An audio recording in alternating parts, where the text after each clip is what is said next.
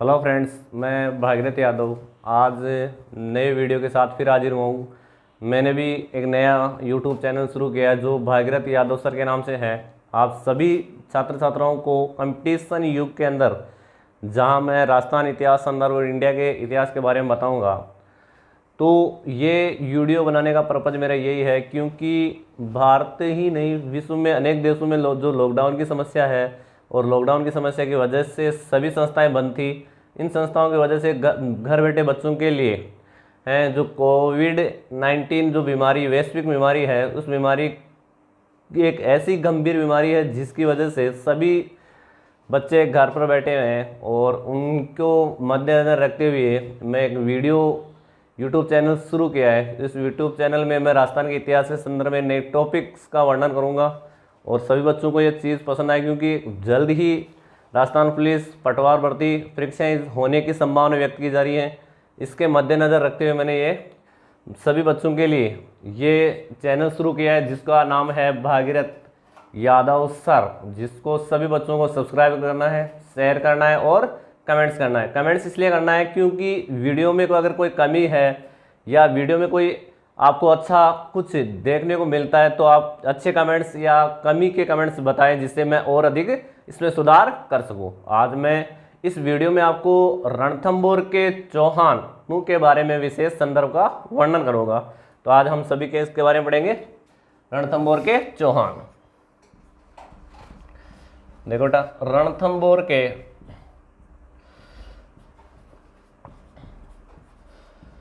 चौहान।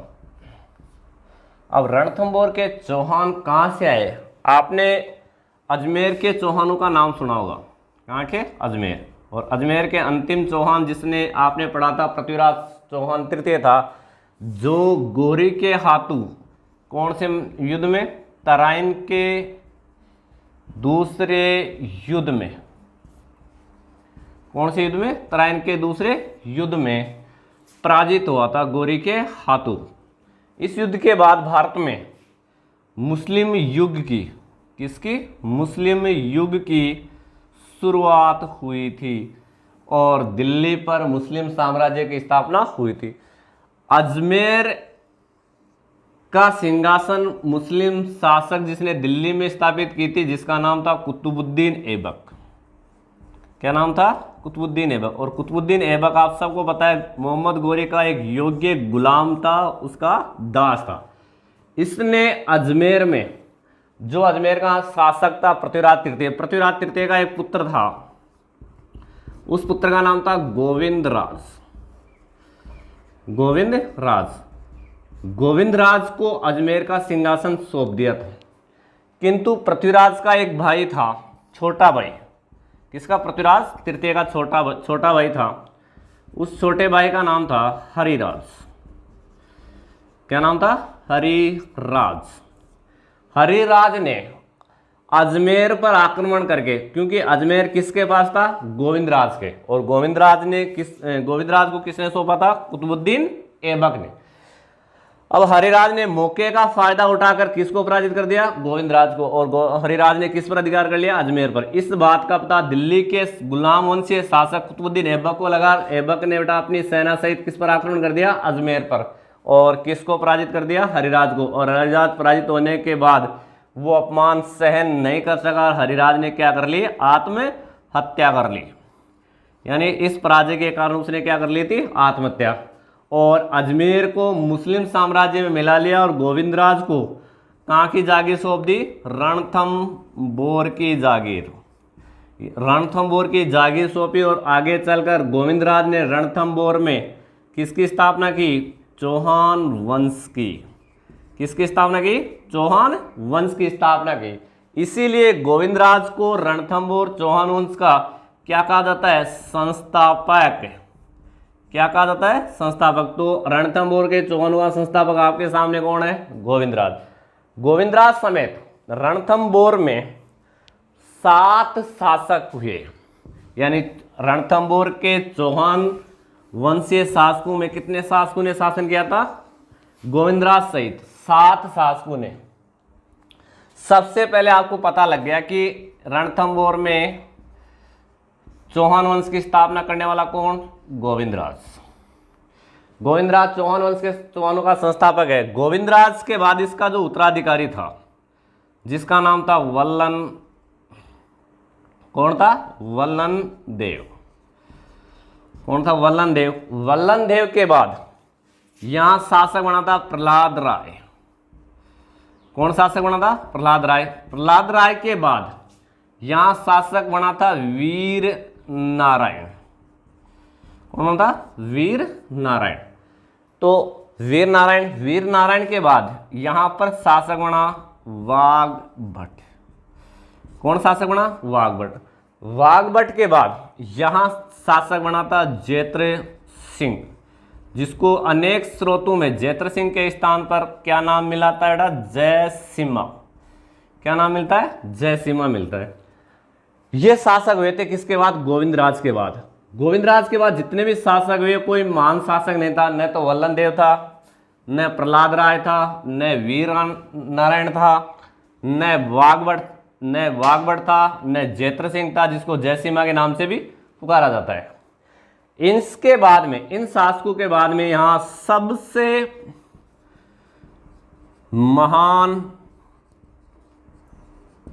व प्रतापी यानी रणथंभौर के चौहानों में सबसे महान व सबसे प्रतापी व अंतिम शासक, अंतिम रणथंभौरीय शासक जिसका आपने नाम पढ़ा है, जिसका नाम है हमीर देव। कौन है? हमीर देव चौहान। और ये इस वंश का यानी रणथंभौरीय चौहान शासकों का अंतिम शासक था, जो सबसे प्रतापी तथा सबसे महान शासक। जहां रणथंभौर का नाम आते ही किसका नाम सबसे पहले आता है? हमीर देव का।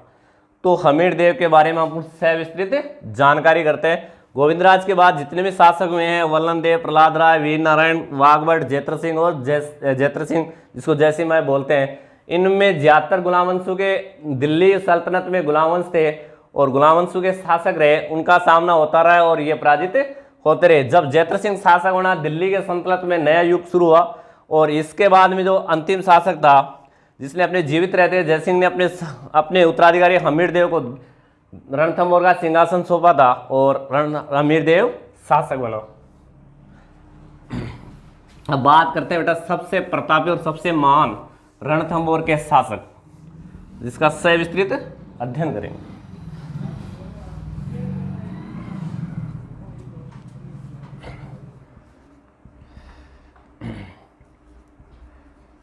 हमीर देव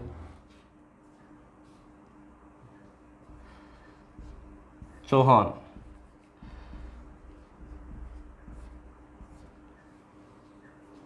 हमीर देव चौहान जो शासक बना था 1182 में और शासक रहा था 1301।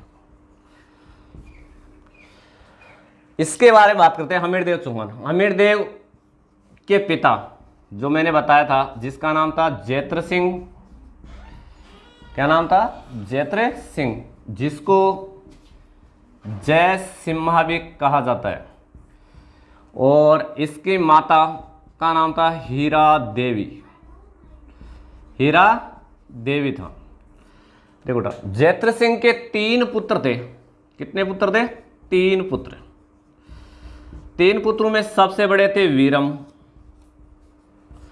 उससे छोटे थे सुरताना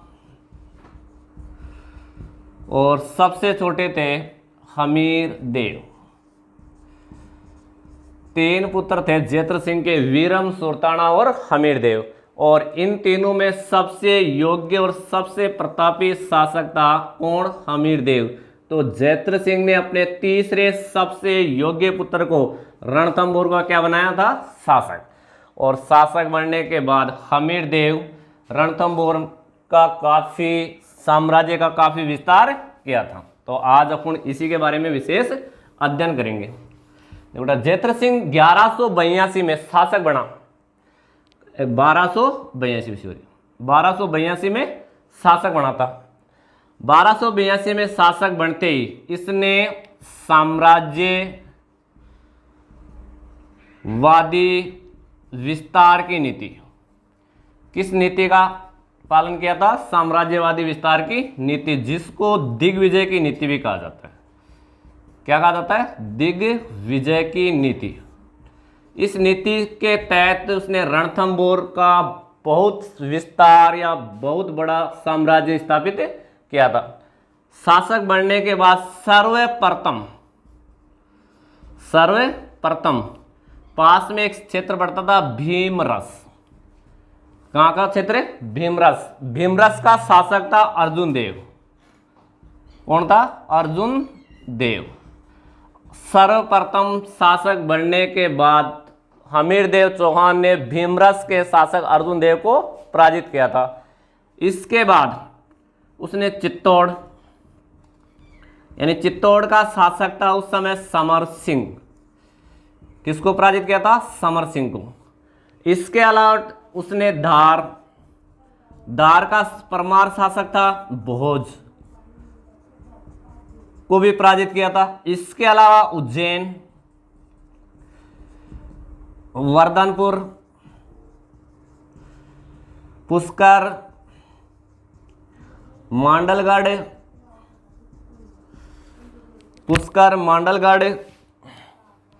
तथा चंपा को जीतता हुआ सीधा वापस अपने साम्राज्य कहां पर पहुंचा था? रणथंबोर आया। और रणथंबोर आकर इसने अपनी दिग्विजय नीति को व्यापक बनाने के लिए इसने कोटि ये जन यज्ञ करवाया था। कौन सा यज्ञ? कोटि जन्य यज्ञ। इस यज्ञ को अश्वमेध यज्ञ के समान मानते हैं। अश्वमेध यज्ञ के समान माना जाता है। कोटि जन्य यज्ञ करवाने के लिए उसने अपने राजपुरोहित जिसका नाम था विश्वरूप। क्या नाम था? विश्वरूप के निर्देशन में अपना यज्ञ करवाया था, कोटि जन्य यज्ञ, जिसकी ख्याति पूरे रणथंभौर और उसके आसपास के क्षेत्रों में किसकी फैल गई थी? हमीरदेव की। और हमीरदेव की ख्याति फैलने के बाद दिल्ली में भी, अपने दिल्ली सल्तनत में भी एक नई युग की शुरुआत हुई, जहाँ गुलाम वंश के स्थान पर वहां पर नया वंश स्थापित हुआ था जिसका नाम था खिलजी वंश। अब दिल्ली में भी सत्ता परिवर्तन हो चुकी थी। दिल्ली सल्तनत में नए वंश की स्थापना हुई थी जिसका नाम था खिलजी वंश। खिलजी वंश में हमीरदेव के समक्ष, किसके समय? हमीरदेव के समय दो शासक हुए थे। पहला शासक था जलालुद्दीन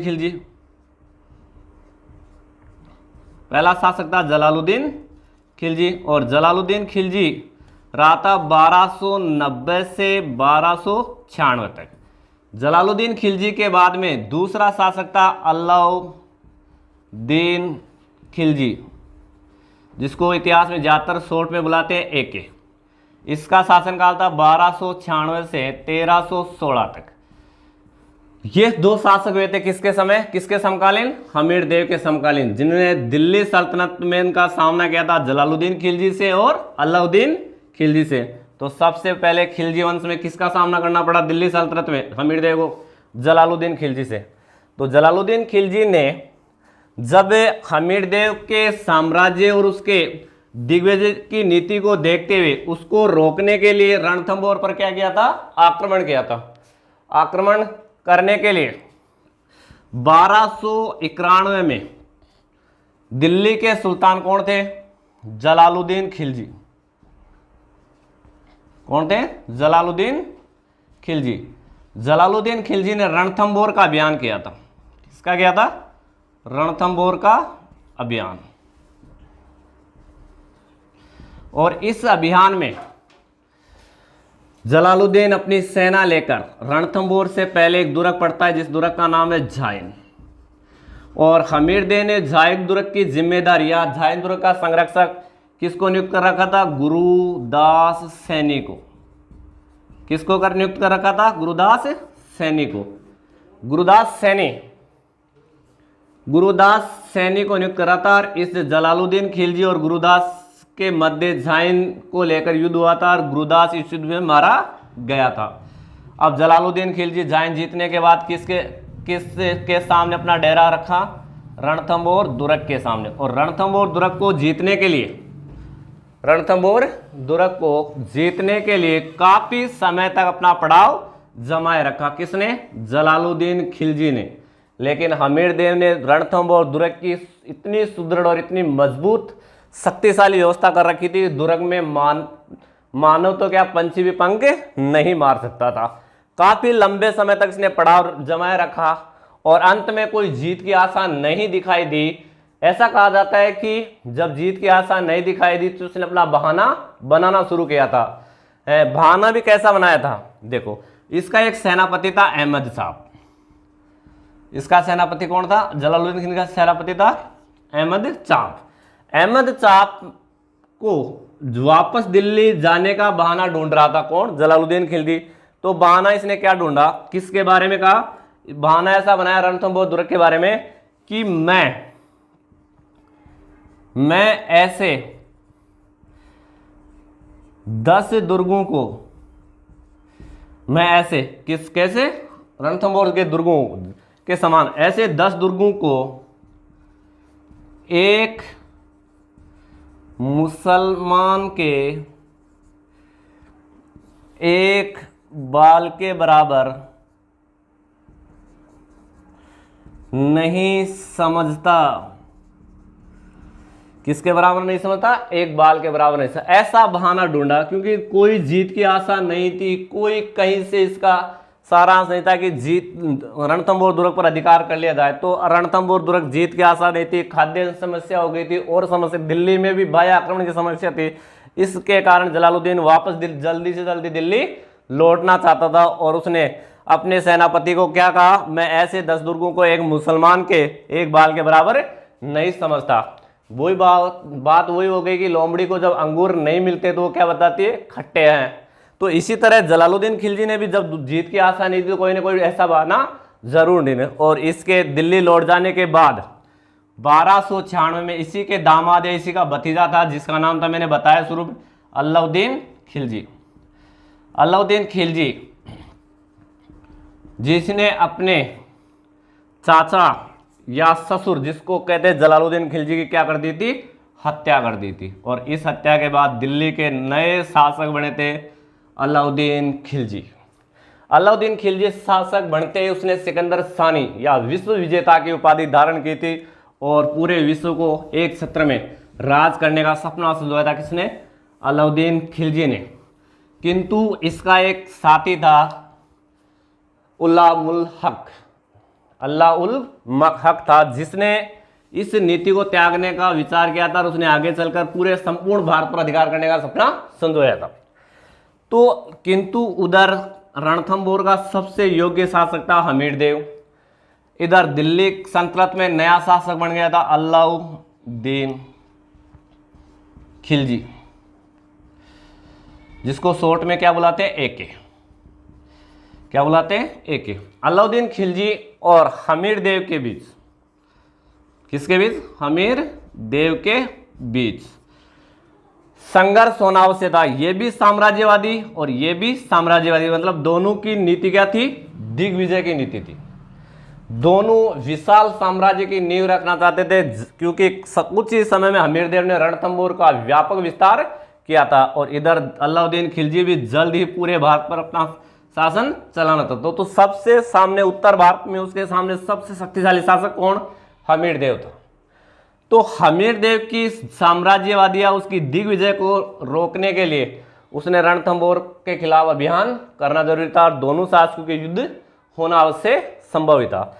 लेकिन युद्ध के कई कारण बताते हैं, यानी दोनों के संघर्ष के कई कारण बताए जाते हैं कि हमीर देव के बीच और अलाउद्दीन खिलजी के बीच युद्ध का कई कारण थे। पहला कारण यह कहा जाता है कि अलाउद्दीन की सेना में 2 सैनिक थे, एक तो तुर्क सैनिक और दूसरे मंगोल। मंगोल सैनिकों को नौ मुस्लिम कहा जाता था। क्या कहा जाता था? नौ मुस्लिम। तुर्क सेना में के सेनापति हुआ करते थे, एक का नाम था उलग खां और दूसरे का नाम नुसरत खां। और मंगोल सेना के नेतृत्वकर्ता थे मोहम्मद शाह। कौन थे? मोहम्मद शाह। और दूसरा सेनापति था के हबरू। दो सैनिक थे, दो सेनापति। मंगोल सेना के नेतृत्वकर्ता थे मोहम्मद शाह और केबरू। तुर्क सेना के नेतृत्वकर्ता उलग खां और नुसरत खां। ये दोनों मंगोल सेना अलाउद्दीन की और तुर्क सेना गुजरात अभियान से लूट का सामान लेकर जब लौट रही थी, तो दोनों सेना, तुर्क सेना और मंगोल सेना में लूट के सामान को लेकर आपसी विवाद हुआ था। और लूट का सामान किन के हाथों लग गया था? मोहम्मद शाह और केबरू के। और लूट का सामान लेकर दोनों किसकी शरण में आ गए हैं? किसकी शरण में आ गए थे? हमीर देव की शरण में। और तुर्क सेना के सेनापति उलग खां और नुसरत खां ने जाकर इसकी शिकायत किसको की थी? एके को। और एके ने जब हमीर देव के सामने प्रस्ताव रखा कि मोहम्मद शाह और केबरू को वापस लौटा दो, लेकिन उन्होंने लौटाने से मना कर दिया था। और इतिहास में हमीर देव ने एक बार जो कमिटमेंट कर ली, एक बार जो निश्चित कर लिया, यानी एक बार जो ठान ली, उसको कोई दूसरा टालने वाला नहीं था। तो इतिहास में हमीर देव अपने हठ धर्मी के लिए व्यापक प्रसिद्ध था। मोहम्मद शाह और केबरू को नहीं लौटा, इस कारण उनके युद्ध हुआ। इसके बाद दूसरा कारण यह बताया जाता है, दूसरा कारण यह था कि उसका मंगोल सेनापति था मोहम्मद शाह। कौन था? मोहम्मद शाह। और इसकी एक बेगम थी, बेगम थी जिसका नाम था मराठा चिमना। मराठा बेगम थी जिसका नाम था चिमना। चिमना के और मोहम्मद शाह के बीच में प्रेम प्रसंग क्या था? प्रेम, यानी दोनों आपस में प्यार करते थे या प्रेम करते थे। और दोनों ही ये चाहते थे कि हम अपने रास्ते से किसको हटा दें? अलाउद्दीन खिलजी को। और तुम जानते हो कि प्रेम में पड़े हुए आदमी किसी को भी रास्ते से हटाने का निश्चित कर लेते हैं। तो अलाउद्दीन को हटाने की योजना तैयार कर ली थी, किंतु दुर्भाग्य मोहम्मद शाह और किसका? चिमना का। और उनके षड्यंत्र का पता किसको लग गया? अलाउद्दीन खिलजी को। और अलाउद्दीन खिलजी ने मोहम्मद शाह को दरबार में बुलाने का कह दिया, आदेश दिया। लेकिन मोहम्मद शाह समझ गया कि अगर अलाउद्दीन खिलजी के दरबार में उपस्थित हुए तो मुझे मेरी हत्या या मुझे मार दिया जाएगा। और ये दरबार छोड़कर किसकी शरण में आ चुका? हमीर देव की शरण में। और इस बात का पता जब अलाउद्दीन खिलजी को लगा कि मोहम्मद शाह हमीर देव की शरण में चला गया, तो उसके सामने मांग का प्रस्ताव रखा और उसने लौटाने से क्या कर दिया था? मना। दो कारण तो ये थे। एक अन्य कारण और है जिसके बारे में कहा जाता है, ये दो महत्वपूर्ण कारण माने जाते हैं। अलाउद्दीन के और हमीर देव के बीच में जो संघर्ष हुआ उसका कुछ कारण निकलते हैं। 1299 में अलाउद्दीन की सेना ने रणथंबोर का अभियान किया था, जिसके नेतृत्वकर्ता थे उलग खां और नुसरत खां।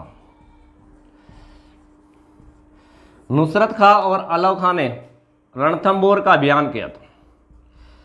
रणथंबोर के अभियान के समय यहाँ हमीर देव के दो सेनापति थे, एक का नाम था भीम सिंह और एक का नाम था धर्म सिंह। इनका एक अन्य साथी था जिसका नाम था अल्फ खां। एक अन्य साथी था सेनापति था अल्फ खां। इन दोनों के बीच जब अभियान किया था तो उस समय इन सेनाओं के बीच में मुठभेड़ हुई थी। और इन सेना के पास में जो सामान था वो किनके हाथ लग गया था? धर्म सिंह और भीम सिंह के। जीत के बाद ये वापस लौट रहे थे और धर्म सिंह सामान लेकर रणथंबोर दुर्ग की ओर चला गया था। ये वापस रणथंबोर की गहरी घाटियों से गुजर रहा था। और इसी वजह से तुर्क सेना ने दोबारा से अल्फ खां के सहयोग से भीम सिंह पर क्या कर दिया? आक्रमण, और भीम सिंह मारा गया।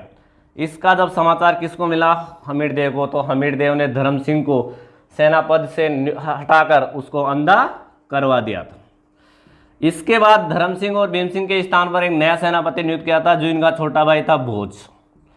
क्या नाम था? भोज। लेकिन भोज सैनिक प्रबंधन को ठीक से संभाल नहीं पाया और शासन व्यवस्था छिन्न-भिन्न होती नजर आई। तो भोज के स्थान पर हमीर देव ने अपने नए सेनापति नियुक्त किए थे, जिनका नाम था रणमल और रतिपाल। कौन नियुक्त किए थे? रतिपाल। इधर इस संघर्ष में उलग खां का छोटा भाई नुसरत खां भी मारा गया था। इसका समाचार जब लगा कि नुसरत खां मारा गया तो अलाउद्दीन खिलजी अपनी सेना सहित कहाँ गया? रणथंभौर आ गया और विशाल सेना के साथ रणथंभौर पहुंचकर हमीरदेव उस समय कोटिजन्य यज्ञ, कौन सा यज्ञ था? कोटिजन्य। और कोटिजन्य यज्ञ के कारण उसने मौनी व्रत धारण कर रखा था। देखो बेटा ध्यान रखने की बात है, कोटि ये जन यज्ञ, इसके कारण इसने कौन सा मौनी व्रत धारण कर रखा था। इधर अलाउद्दीन खिलजी अपनी सेना